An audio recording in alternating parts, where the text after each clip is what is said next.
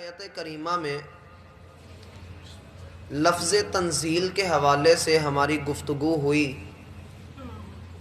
جس میں اللہ سبحانہ و تعالی کا یہ انداز ہمارے سامنے واضح ہوا کہ اس نے بندے کی ضرورت کے مطابق قرآن حکیم کو نازل فرمایا ہے۔ پھر اس میں اللہ رب العالمین کی دو صفات کا عملی مظہر بھی ہم نے پڑھا کہ پوری کائنات میں اللہ کا غلبہ بھی ہے اور اس کی حکمتیں بھی ہیں۔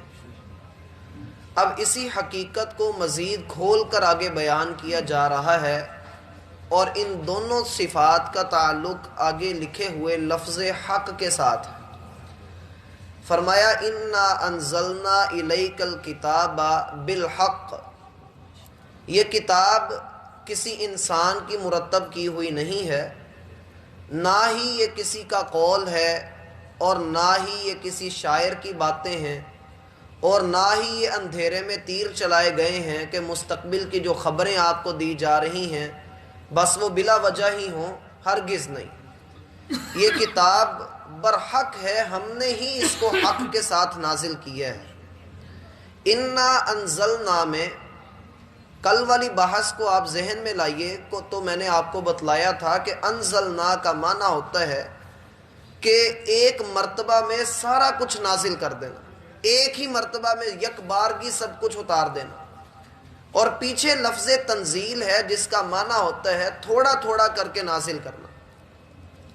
یہاں یہ مفہوم نکلتا ہے کہ کتاب کا جتنا بھی حصہ اب تک اللہ رب العالمین نے نازل کیا ہے وہ حق کے ساتھ نازل کیا ہے، اور آج کے بعد بھی اللہ جتنا نازل کرے گا وہ حق کے ساتھ ہی نازل کرے گا۔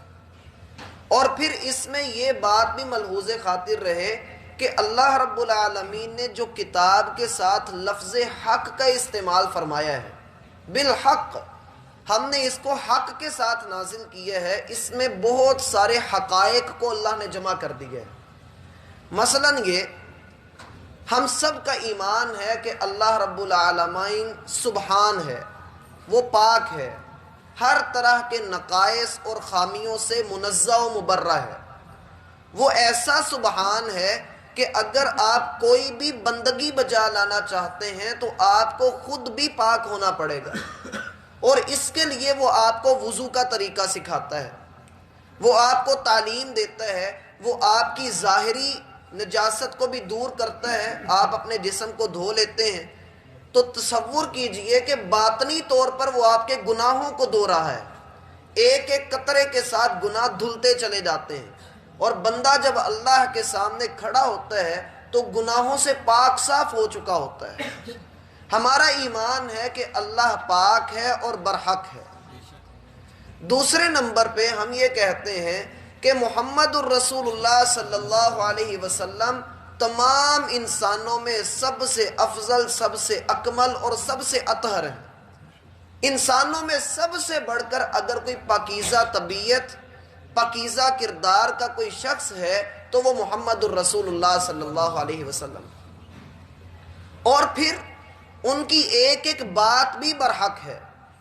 لہٰذا ثابت یہ ہوتا ہے کہ جب اللہ برحق ہے، اللہ کا حبیب برحق ہے، تو پھر وہ جو باتیں کر رہا ہے وہ بھی برحق ہے۔ اور جس جگہ پر یہ قرآن نازل کیا جا رہا ہے، وہ بدر کے میدان میں ہو، یا وہ مدینہ کی گلیاں ہو، یا مکہ کی بستی ہو، یا وہ تبوک ہو، احد ہو، وہ کسی بھی علاقے میں ہو، جس جگہ پر بھی اللہ نے اس قرآن کو نازل فرمایا ہے وہ بھی برحق ہے۔ چار چیزیں ہو گئی، اور پانچویں چیز یہ ہے کہ جو ہستی اللہ اور محمد صلی اللہ علیہ وسلم کے درمیان اس کو جوڑ رہی ہے، جو پراپر چینل ہے، جو ایک جگہ سے اللہ کا پیغام اٹھا کر دوسری جگہ تک پہنچا رہے ہیں، وہ جبریل امین، وہ بھی برحق ہے اور وہ بھی پاک ہیں۔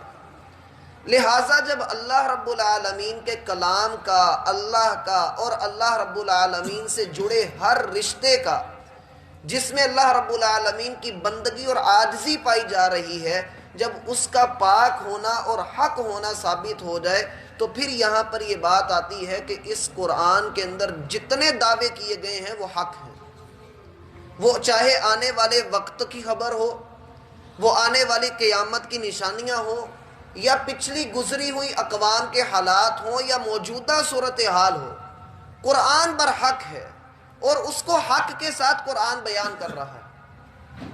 اور میں نے کل بھی یہ نقطہ جوڑا تھا کہ بندہ اگر قرآن کے اوپر غور کرے تو اسے اچھی طرح سے محسوس ہوتا ہے کہ قرآن در حقیقت مجھی سے مخاطب ہے۔ یہ ایک انقلابی کتاب ہے، ایک ایسا انقلاب زندگی اور دل کے اندر لے کر آتی ہے کہ جس میں بندہ حق کا علم بردار بن جاتا ہے۔ اور پھر رب ذوالجلال خود فرمائے کہ میں نے اس کتاب کو حق کے ساتھ نازل کیا ہے، تو اس سے یہ بھی پتہ لگتا ہے کہ اللہ نے اس میں حقوق واضح فرما دیے ہیں۔ جس کا جتنا حق بنتا ہے اللہ نے اس کا حق واضح کر دیا۔ اور سب سے بڑھ کر میرا بھائی جو حق ہے وہ اللہ کا حق ہے۔ حقوق میں سب سے اوپر اگر کسی کا حق ہے تو وہ اللہ کا حق ہے۔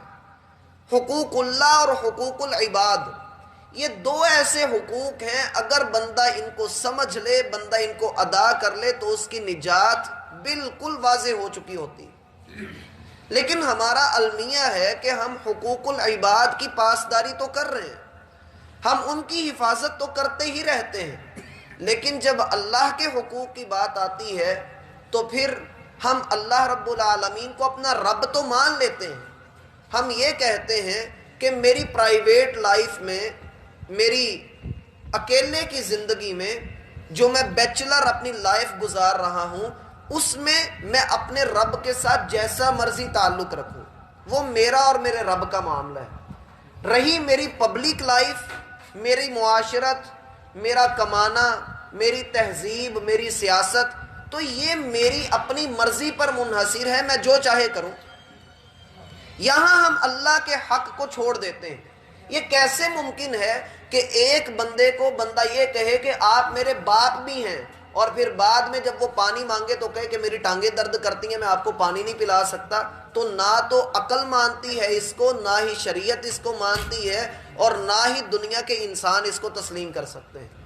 میرا بھائی، جس کو رب کہا، جس کو اللہ کہا، جس کو اپنا خالق اور مالک تسلیم کیا، سب سے پہلے اس کے حقوق ادا کیجیے، پھر اس کے بعد دوسروں کی باری آتی ہے۔ اور اللہ سبحانہ و تعالیٰ کے جو حقوق ہیں، ہم کہتے ہیں کہ حقوق اللہ معاف ہو جائیں گے، حقوق العباد معاف نہیں ہوں گے، اللہ چاہے تو معاف کر دے، بندے جو ہے وہ معاف جب تک نہیں کریں گے اللہ بھی معاف نہیں کرے گا۔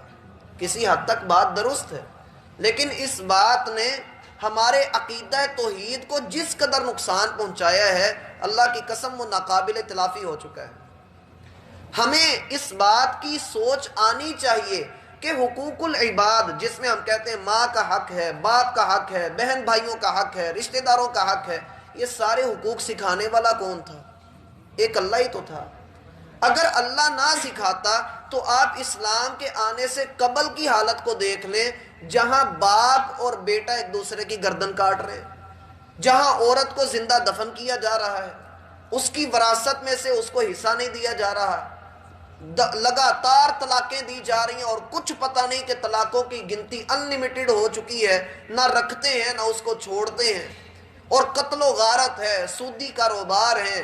کون سی ایسی برائی تھی جو اسلام کے آنے سے پہلے نہیں تھی؟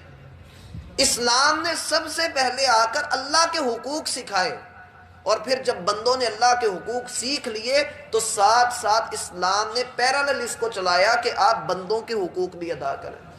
ہم بندوں کے حقوق ادا کرنے میں اپنا پورا زور لگائیں، لیکن جب اللہ کے حق کی باری آئے تو ہم اس کو کہیں کہ نہیں یہ میرا اپنا معاملہ ہے، میری زندگی ہے، میں جو چاہے کروں، میری اپنی مرضیاں ہیں، تو یہ حق نہیں ہوتا۔ اس کتاب کو پھر ہم نے حق سمجھا ہی نہیں، لہٰذا اللہ سبحانہ و تعالیٰ نے اپنا حق ادا کر دیا۔ اس نے ہمیں ہدایت بھی دے دی، اس نے ہمیں عقل بھی دے دی، صلاحیتیں بھی عطا کر دی۔ اب حق بنتا ہے ہم اس کو پہچانیں، ہم اس کو سمجھیں، ہم اس کے مزاج کے مطابق اپنی زندگیوں کو ڈھالیں، اور اگر ہم ایسا نہیں کریں گے تو اللہ سبحانہ و تعالیٰ فرماتے ہیں اللہ تمہیں مٹا کر ایسی قوم لے کر آئے گا جو اللہ کو سمجھتے ہیں، اللہ سے محبت کرتے ہیں، اور اللہ ایسے بندوں سے محبت کرتا ہے جنہیں دین پر عمل کرتے ہوئے کسی کی ملامت کی پرواہ نہیں ہوتی۔ نہ وہ یہ سمجھتے ہیں کہ اگر میں نے دین پر عمل کیا تو میں پھنس جاؤں گا، ان کو اس بات کا کوئی فکر نہیں ہوتی۔ وَلَا يَخَافُونَ لَوْمَةَ لَائِمٍ۔ اور اسی طرح سے سیدنا معاذ بن جبل رضی اللہ عنہ کی وہ روایت میں سمجھتا ہوں کہ ہر مسلمان کو یاد ہونی چاہیے۔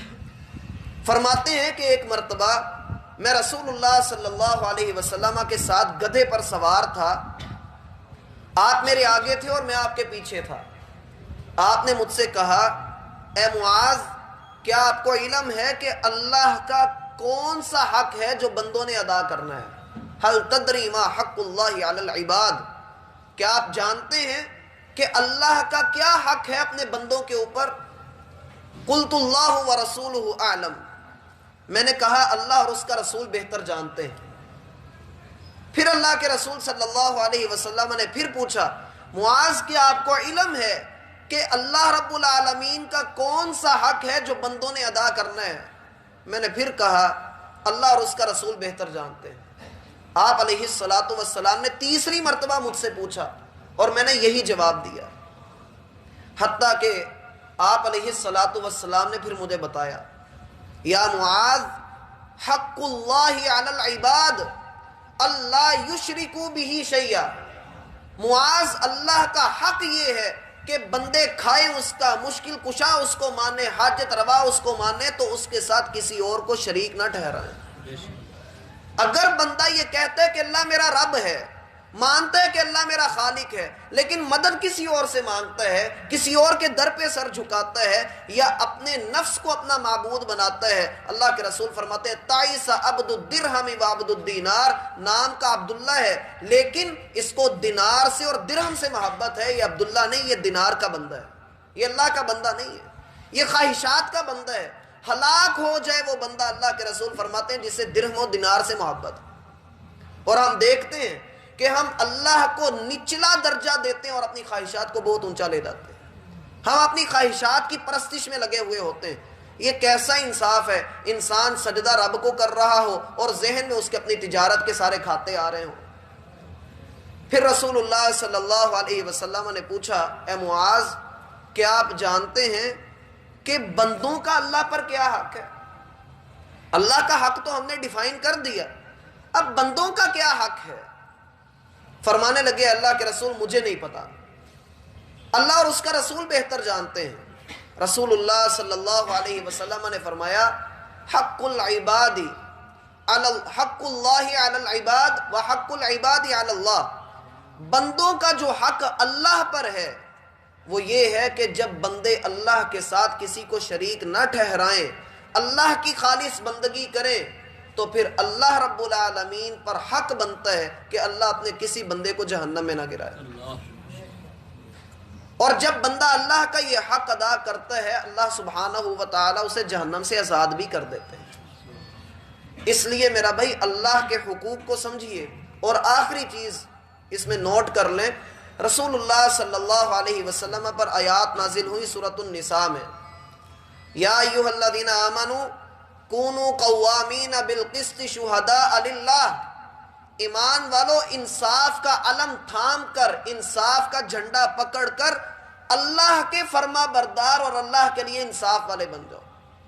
ولو علی انفسکم، اگر تمہیں ایک طرف اللہ کا حکم نظر آئے، دوسری طرف اپنے شوق نظر آئے، تو پھر شوق دا کوئی مول نہیں، یہ کہہ کر اللہ کے حکم کو ڈی گریڈ نہ کرنا، بلکہ اللہ کا حکم مان لینا اور اپنے شوق کو قربان کر دینا، اپنی خواہش کو نیچے کر دینا۔